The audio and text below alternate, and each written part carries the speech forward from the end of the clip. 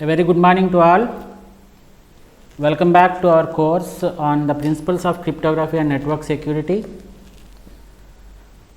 In this session, we are going to discuss about a concept on the symmetric key distribution using asymmetric encryption. The previous discussions what we have done on this key distribution concept is based upon the symmetric encryption, where we are going to use a common shared key, which is nothing but a master key. The common shared key, the master key, is used to encrypt the session key. This is the concept we have seen. But now our topic of interest is how we are going to distribute the symmetric key using the asymmetric encryption. We know that the other name for the asymmetric encryption is the public key encryption.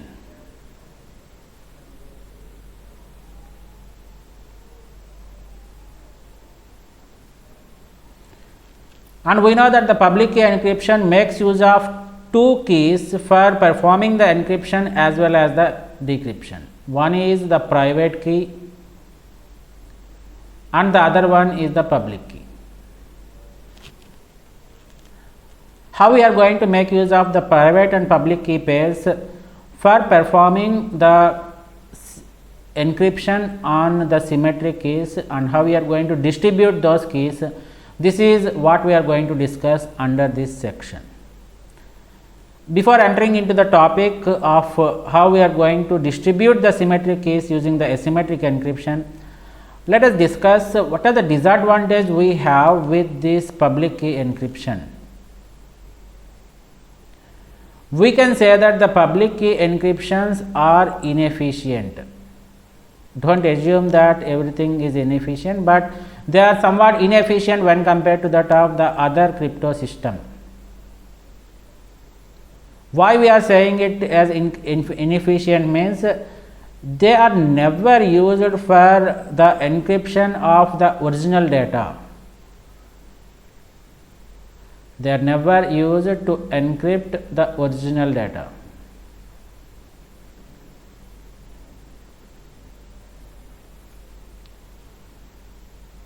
And they are limited to small blocks of data, right? They are limited to small blocks. It may not be the blocks of data, it is limited to small blocks, and these small blocks are nothing but the keys.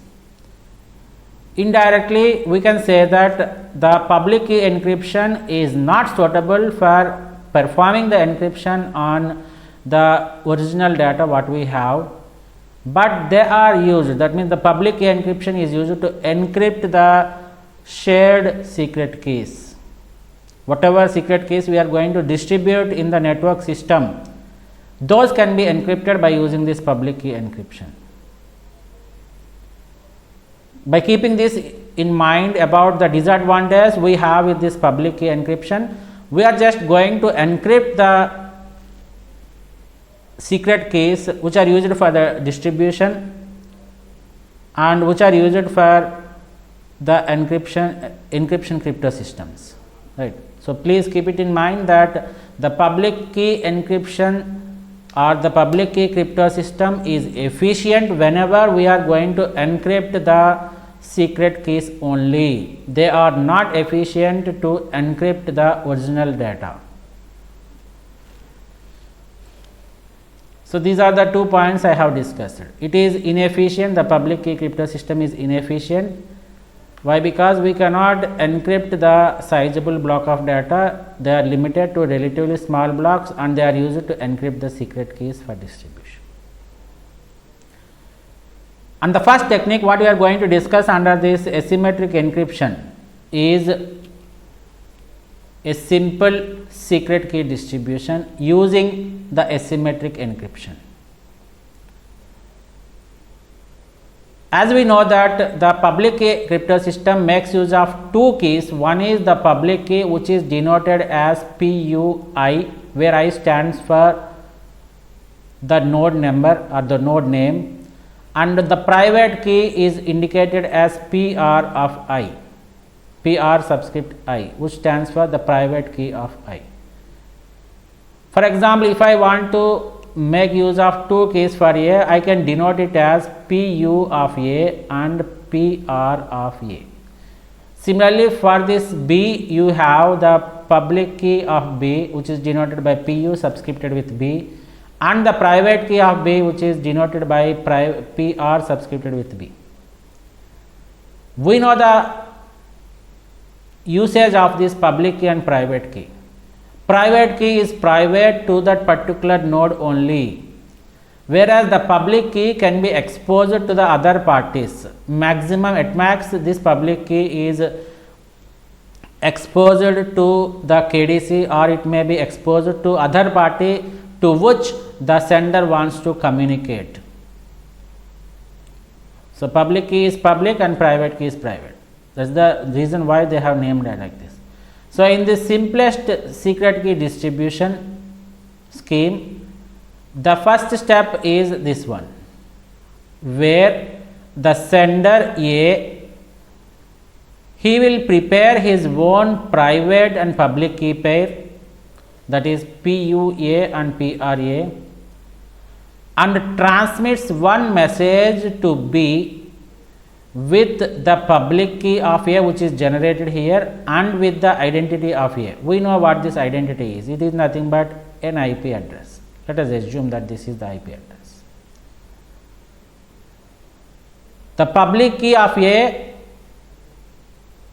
concatenated with the identifier of A is sent as a first message to B. Once B receives this message, what it will do is, it will select a secret key KS,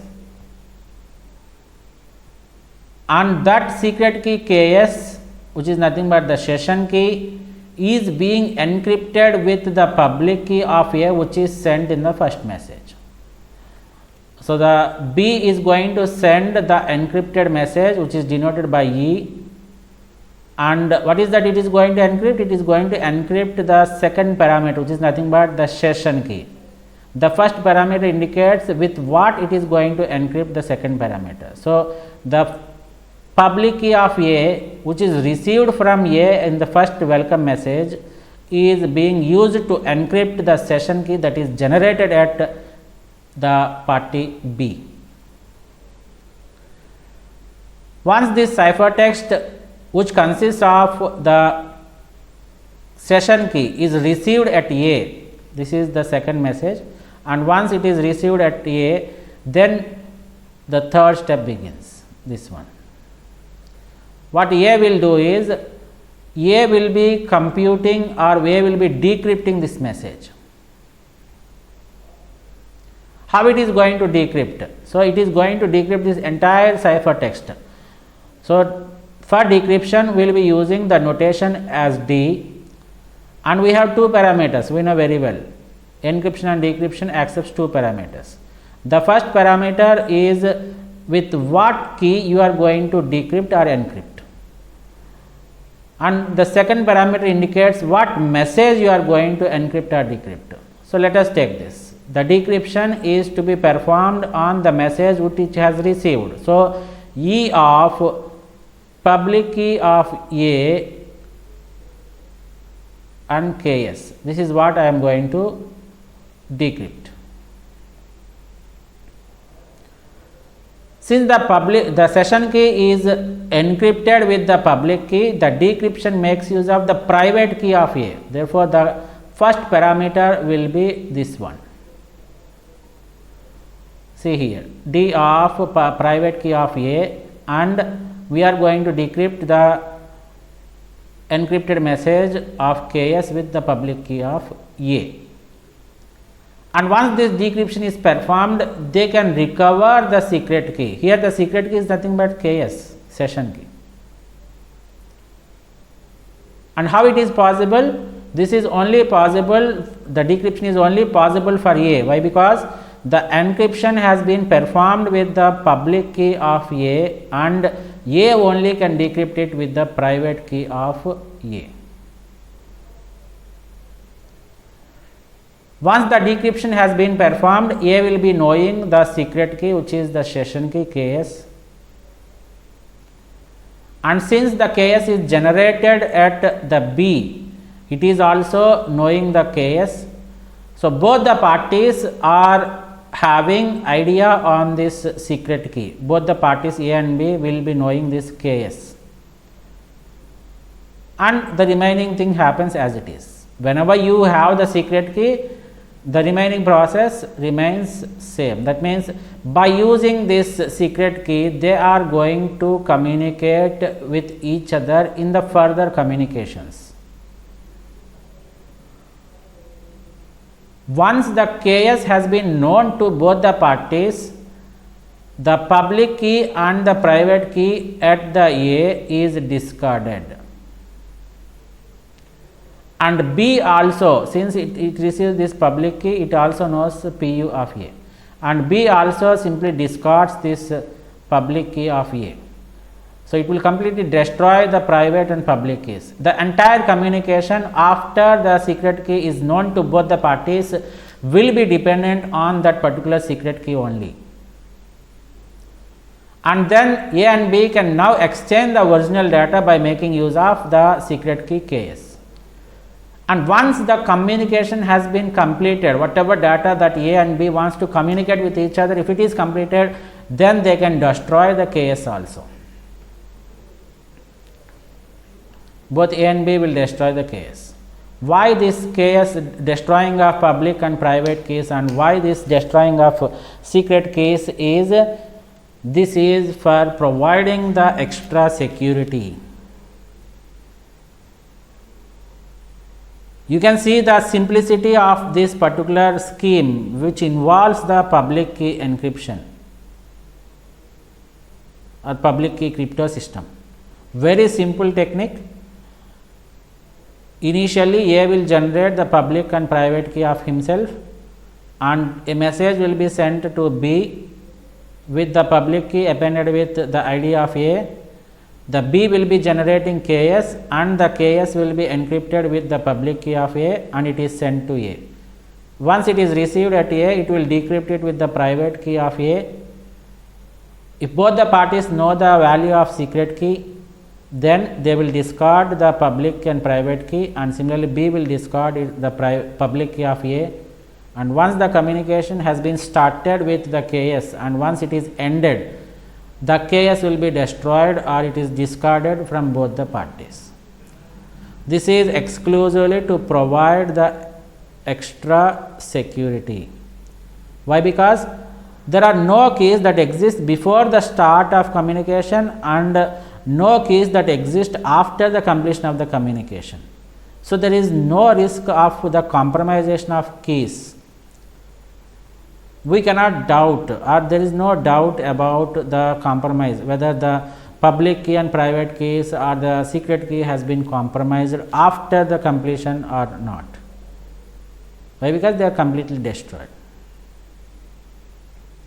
And this type of public key encryption technique, which is used to distribute the secret keys, is secure from eavesdropping. It is secure from eavesdropping only. We know what eavesdropping is. Eavesdropping is nothing but simply listening to the communication that happens between two genuine parties. So we have another attacker, let us say he is Dutt or E, something like that. Any party can listen to this communication. Whatever communication that happens between this A and B, D is going to just listen to their communication, which is also considered to be one of the attacks that can happen on the communication channel. The simplest scheme, the simple secret key distribution using the asymmetric encryption, is going to protect our communication channel or our communication from the eavesdropping. But remember that it is not completely providing the security. It cannot provide us the security against MITM. What is this MITM? MITM stands for man in the middle attack. We can simply call it as MIM also.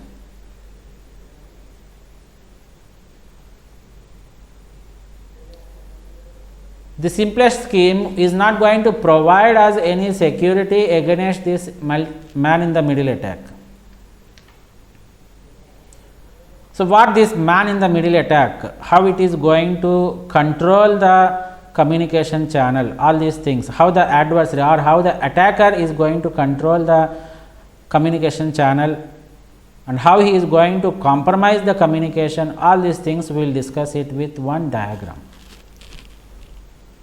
So, the advantages of this simplest secret key distribution is, it is the simplest key distribution. No key exists before the start of communication and no key exists after the completion of the communication. So, there is no risk of compromising the keys and the communication is secure from the eavesdropping. Let us see what this man in the middle attack is. I told that the simplest scheme does not provide any security over this man in the middle attack. So, in the man in the middle attack, let us see all these 5 steps that are involved in it. Here we have Alice, who is treated as the sender, and we have Bob, who is treated as the receiver. In between this Alice and Bob, we have the attacker, who is called as Darth.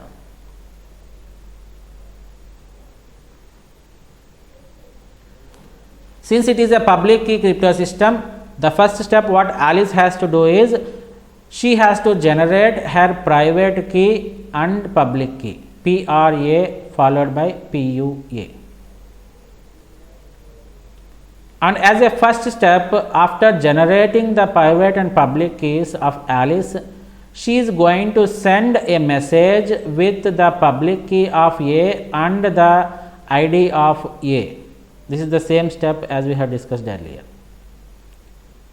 But in the earlier case, we do not have any attacker. Now we have an attacker called Darth. Let us see what this Darth is doing. Whatever message that is sent by Alice, that is PU of A concatenated with ID of A, that message will be intercepted by Darth. He will simply take the message. Instead of going it to be Bob, Darth will receive this message. And what Darth will do is, he will modify the message which is sent by Alice. What is that he is going to do is, Darth is also going to generate his own private key and public key, this one. And now what Darth will do is, instead of the public key of A, he will put his public key, PU of D, and he will send that message. You can see here, PU of D followed by IDA, and that message is sent to Bob. Since there is no authentication of the message that is received at the Bob, he has no idea whether it is sent by Alice or whether it is sent by Darth. They are purely dependent on these keys. This public key is not known to this Bob. Whose public key is this? Is it from the Alice or is it from the Darth? He does not have any idea. What Darth will do, what Bob will do is, after receiving this message with the public key of Darth and the ID of A, he will simply create the session key. And since it is a public key encryption, you also have the private key of B and the public key of B. And Bob is going to generate the session key or the secret key. Once it is generated, Bob will be sending an encrypted message with the public key of D. Why? Because he is having only the public key of D. The previous scenario you can understand, right? The previous scenario is going to, the receiver is going to encrypt the secret key using the public key of A which he has received. Now he has received the public key of D. Therefore, he is going to encrypt the secret key using the public key of D. And once it is sent over the network, again Darth will come into action and he will intercept this message also. And he will perform the decryption. Why he is able to perform the decryption means the message that is encrypted at Bob is encrypted using the public key of D. So, what he can do is he can simply use Dirt's private key to decrypt the message the PUD comma KS. Thereby, Dirt will be knowing the value of KS. So, till now Bob is knowing the KS value and Dirt is also knowing the KS value, which is very dangerous, right. After doing this one, after knowing the KS value, he will store it in his device and he will make necessary modifications to the message. What he will do is, he will simply change this PUD. In the first message, he will be knowing the PUA. So, he will simply modify the public key of Dirt with the public key of A, and again he will encrypt it this KS value and he will send it to A.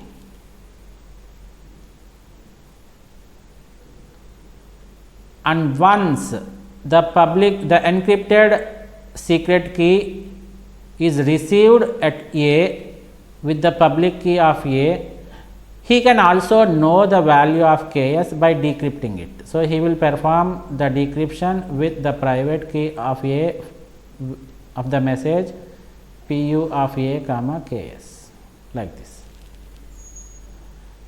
See here, the genuine parties Alice and Bob are having the KS value, and the KS value is also known to the attacker, but the Alice and Bob does not know that Dirt is having the secret key, that is having their secret key. After receiving the secret key, the Dirt will remain silent.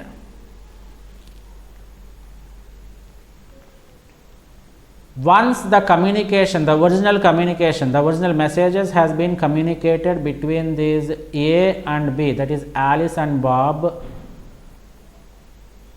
with the usage of the secret key KS, those messages will be intercepted by Dirt and he will come to know what information is being transmitted between these two parties, because he is also knowing the value of KS. He knows the value of KS. So, every message that is being transmitted or that is being exchanged between these two parties will be silently listened by this Dirt and he will come to know every information. That is called as eavesdropping. Right. It is a eavesdropping with the active attack, man in the middle attack. So, this is how the man in the middle attack happens. The simplest key distribution, secret key distribution technique, what we have discussed earlier, is able to provide the security against the eavesdropping, but it is failed to provide the security against the man in the middle attack.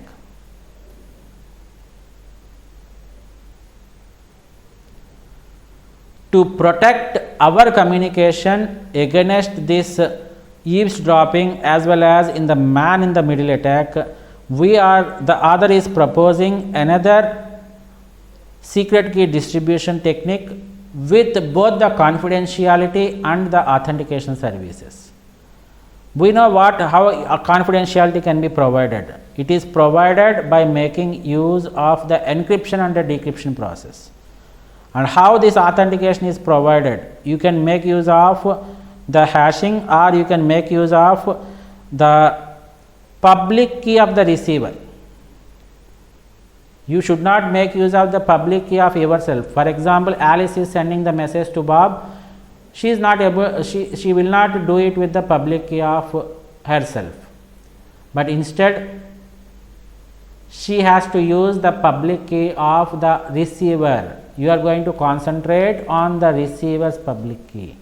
Thereby, you can achieve the authentication. This particular topic we have discussed in the previous sessions also. Whenever you want to achieve the authentication, please concentrate on the public key of the receiver.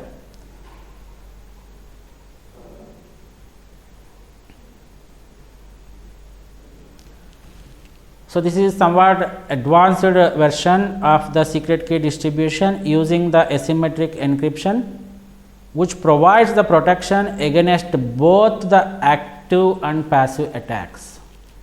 Protects, this particular scheme is going to protect against active and passive attacks.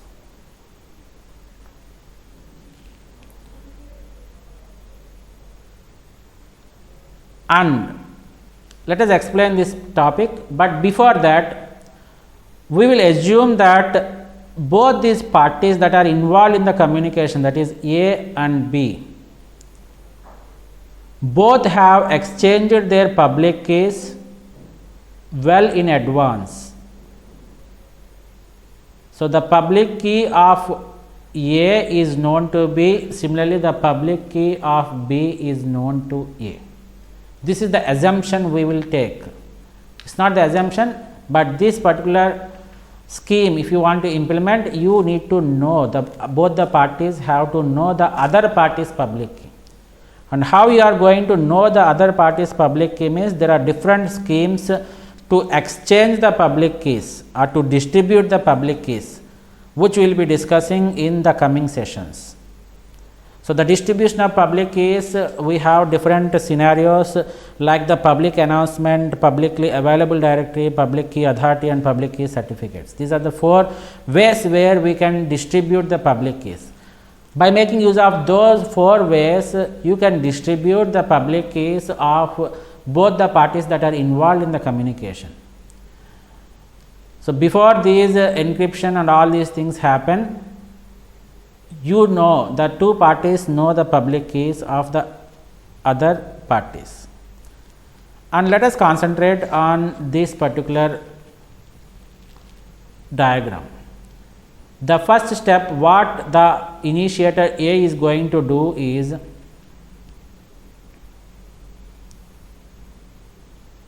he is going to send a message, initial message, which consists of the ID of A, which is concatenated with the nonce. This is the nonce, which is nothing but a random number that is generated at A.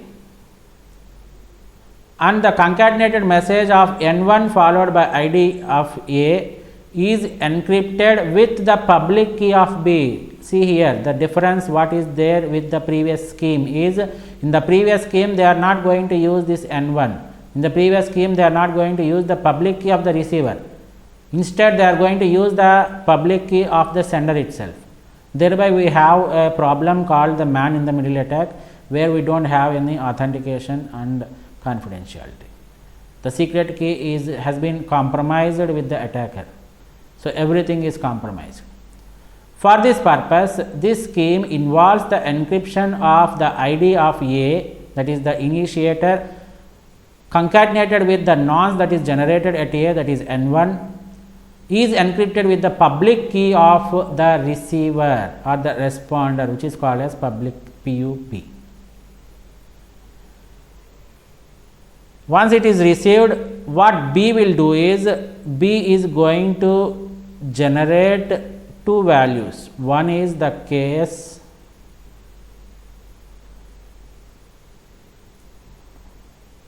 B is going to generate the KS value and a nonce, which is nothing but a random number N2.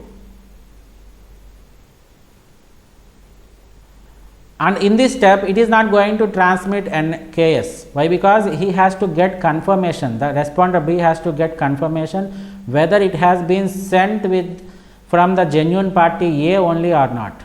For this purpose, what the responder will do is, he will generate a nonce, a random number, and that nonce which is newly generated will be appended to the nonce which it has received in the message, this one.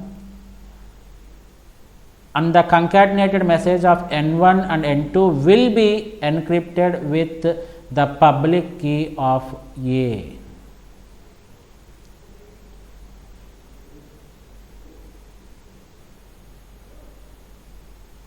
And at this particular point, when the message is received at A, by looking at N1, this one, the initiator A will come to know that the responder is genuine responder, which is B. Why? Because N1 is sent to B only and it is in the encrypted format. Once the decryption has been performed here, that itself means that N1 has been received by the responder B only.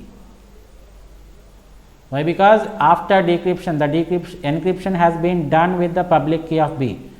So, the decryption has to be performed with the private key of B only. Once it is done, then only N1 will be known to B. Once the N1 is sent to A, it will come to an idea that okay, the responder is the genuine party, which is nothing but B.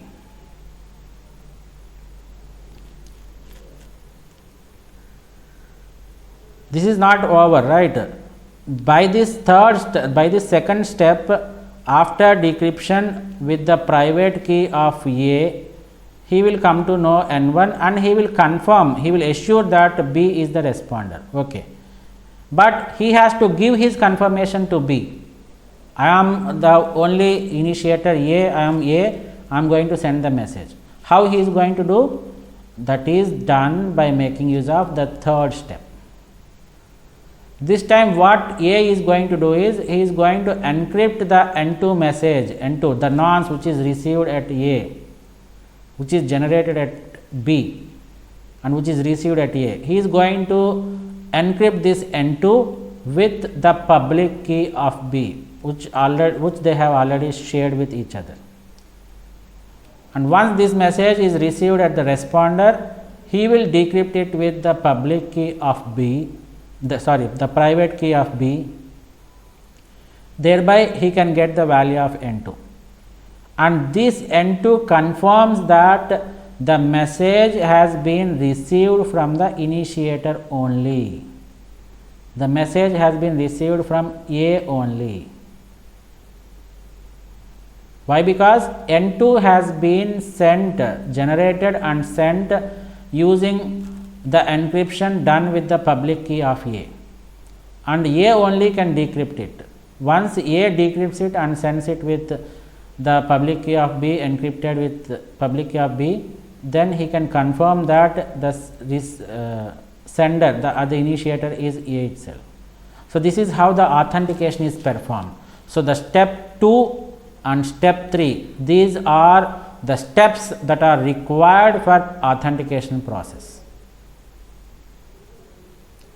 Step 2 authenticates B, step 3 authenticates A.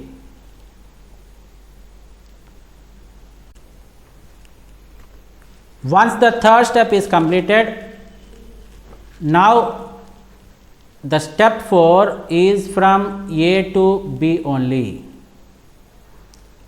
So, A will be generating the secret key KS,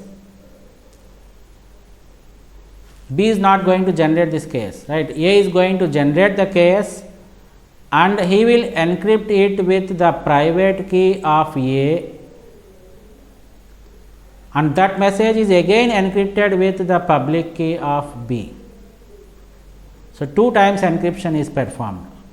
See how secure it is going to share this secret key. Initially, the secret key is encrypted with the private key of A and the entire message is again encrypted with the public key of B. And now what B will do after receiving this message? He has to perform the decryption operation. So, decryption of, first of all he has to decrypt this message, decryption of PU of A, comma E of PRA, comma KS. After this is done, he can perform the decryption with the PU of PR of B. So, the responder will be making use of his private key and the public key of A to decrypt the original message.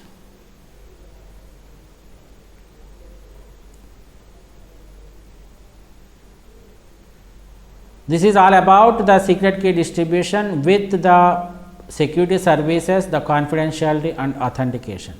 So, this is highly secured thing when compared to that of the previous scheme, where we are ensuring both the confidentiality and authentication that is involved in the exchange of the secret keys.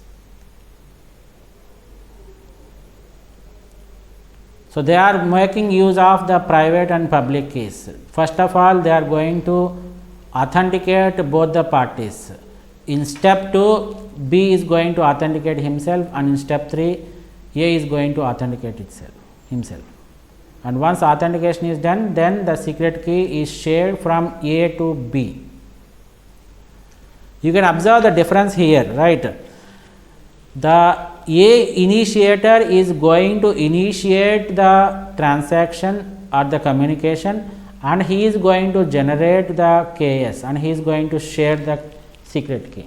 But in the previous thing, you can observe here that A is going to initiate and B is going to generate the secret key.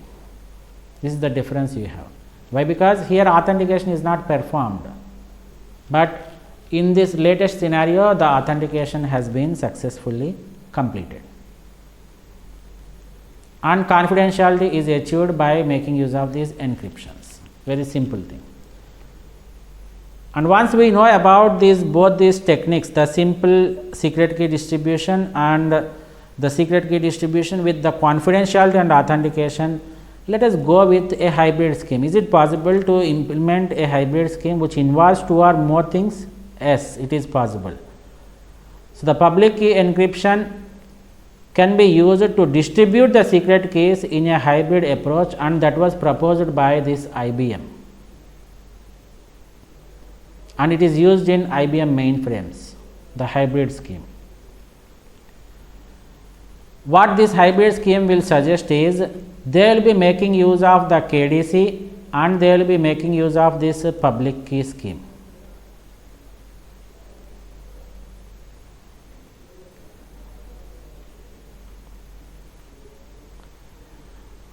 What is this KDC doing here? This KDC, as we know that it is used to share a secret key with user and distribute the secret session keys encrypted with that master key. So, it will have the master key and it will have the secret key or the session key, and this is distributed to the parties by encrypting it with the master key. The responsibility of KDC remains as it is. In addition to this, we are adding one more scheme which is called as the public key scheme, and this is used to distribute the master keys. So, the distribution of master keys is performed with the public key scheme, and the distribution of the secret keys is the encryption and the distribution of the secret keys is performed by making use of the KDC. So, this is something like a hybrid thing, right? We are making use of 2 different things, the KDC and the public key scheme. What are the advantages we have with this hybrid scheme? Means the 2 advantages is, one thing, you can improve the performance, and the second thing is it is backward compatible.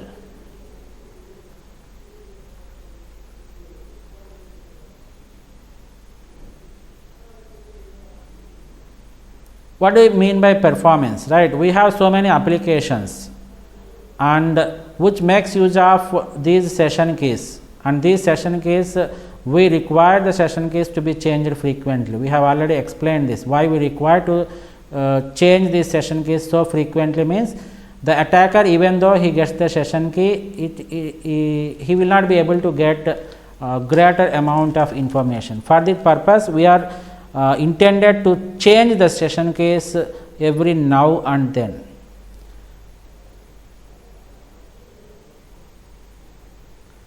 But the distribution of session keys by the public key encryption will be degrading the overall performance because of the high computational load of public key encryption and decryption. right. So once you implement this public key encryption and decryption, that will be degrading the performance, but with the 3 level hierarchy what we have discussed, this one where you are going to use the KDC for the secret key sharing and the public key scheme for sharing the master key. This is a hybrid scheme. By using this hybrid scheme, we are not only making we are not loading the system for performing the encryption and decryption, we have just left it to the KDC. And here the encryption is used only occasionally. Whenever you require the master key to be updated, that is between the user and the KDC, whenever it has to be updated, then only you are going to make use of this particular KDC or the public key encryption. And what do you mean by this backward compatibility? Means this hybrid scheme should be like that it is easily connected to the existing KDC scheme with minimal software changes. So whatever KDCs you have previously, this hybrid schemes must be in a position that it can work very well with the old KDCs also. Maybe you require minimum number of software changes or you require no changes at all. So because of these 2 additional things what we have is the performance and the backward compatibility, the hybrid scheme can also be implemented, and as I told that this hybrid scheme is implemented in the IBM mainframes. And the addition of this public key layer over this KDC, it also provides the security, it gives more security. And whenever you provide this more security on this top of this KDC, while you are using implementing this public key layer, you are able to efficiently distribute the master keys also.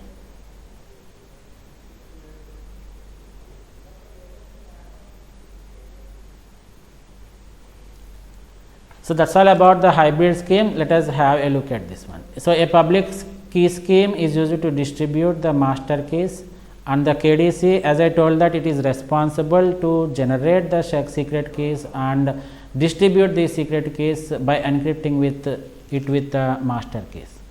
And the 2 advantages we have is the performance and the backward compatibility. So the hybrid scheme is able to work with the existing KDC scheme with minimal software changes. And similarly, coming to the performance, the 3 level hierarchy, the public key encryption is used occasionally to update the master key between a user and the KDC. You did not burden the systems for performing the encryption and decryption.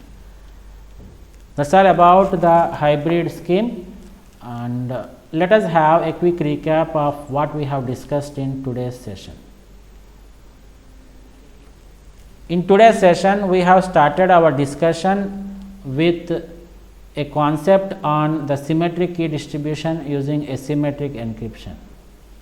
Here we have public key encryption, which makes use of the private and public keys, and we say that the disadvantages of this public key encryption are it is inefficient, it is not used to encrypt the large blocks of data, and it is only used to encrypt only the keys which are smaller in size.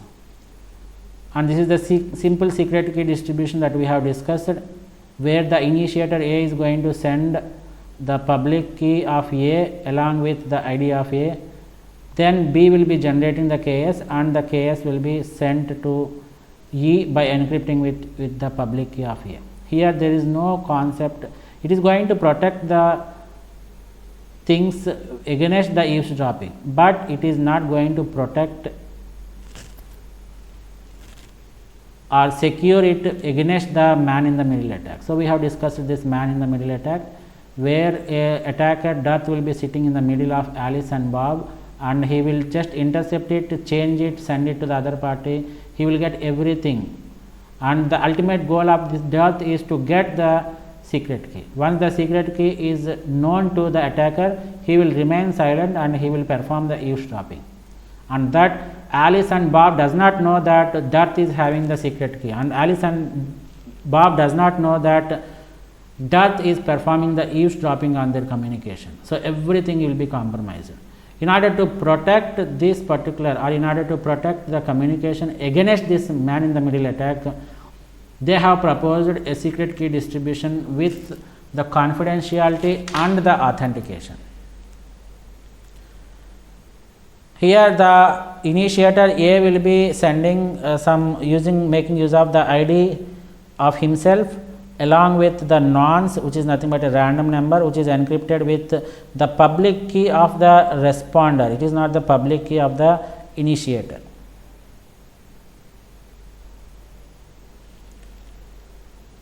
And once it is done, again the responder will respond it with the encryption of N2 with the public key of A. This message is used to assure that B is the responder. And again the third step, N2 will be encrypted with the public key of B, which ensures that the initiator is A itself. The two steps, the step 2 and step 3, they are used for the authentication of B and A respectively. Once it is done, then the initiator A will be generating the secret key and he will be encrypting with the private key of A, and the entire encrypted again is encrypted with the public key of B. And at B, the B will be decrypting it with the corresponding public key of A and the private key of B, so that he will come to know the secret key. This is how the secret key has been exchanged efficiently with the services, with the security services such as the confidentiality and the authentication. And after this, we have gone through the hybrid scheme where you have to implement the KDC to generate the session keys and encrypt it using the master keys, and the public key scheme is also used over this KDC to share the master keys. By this, you can achieve two important advantages, that is the performance you can improve, and the backward compatibility is also achieved with no software changes or minimal software changes. And this hybrid scheme is implemented in the IBM mainframe systems. So that's all for today's session, and this is end of the topic symmetric key distribution using asymmetric encryption. Thank you one and all for joining the session.